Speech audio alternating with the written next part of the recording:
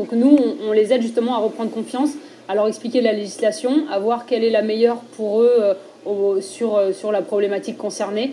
Les communes sont déjà balisées. Artisanat Tours va sillonner en juin et septembre les routes du département d'Eure-et-Loir. Elle sera inaugurée en grande pompe vendredi soir. La passerelle de la gare de Blois, tant attendue par les piétons et les usagers, sera mise en service à l'issue de cette inauguration.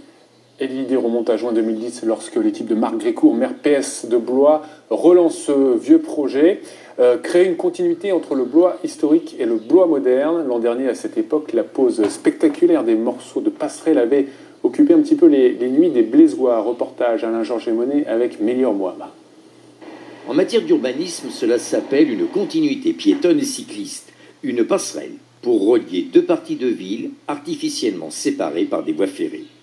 Coût total, plus de 6 millions d'euros avec un subventionnement européen. On est véritablement sur quelque chose objectivement raisonnable pour un ouvrage d'art de cette importance, avec la vocation que j'ai rappelée, et puis on est aussi sur un élément architectural. Nous tenions à avoir dans cette entrée de ville, au niveau de la gare principale du département, qui est une entrée touristique aussi, cette image architecturale qui donne l'image de la ville et de l'agglomération véritablement inscrite dans l'avenir. Si l'on imagine le flux des Blésois dans le sens nord-sud, les détracteurs du projet évoquent l'absence d'usagers pour se rendre du sud au nord. On a aussi des habitants du centre-ville qui sont des usagers de la bicyclette, et s'ils veulent aller profiter de la beauté de nos espaces naturels qu'est la forêt domaniale ou des espaces du Val de la Roue et du lac de la Passonnière, ils pourront utiliser cette passerelle. Donc elle pourra trouver un usage aussi pour les habitants du centre-ville. Quant aux Loir-et-Chériens eux-mêmes, avant l'ouverture de l'ouvrage d'art,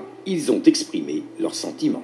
Sympa et bien pour les gens qui traversent la ZIP côté nord pour qu'ils viennent à la gare, c'est une bonne idée. C'est pas mal, moi je trouve que c'est pas mal, ça rajoute quand même quelque chose à l'ambiance de la gare, au look de la gare. Trop moderne par rapport à la gare, je pense.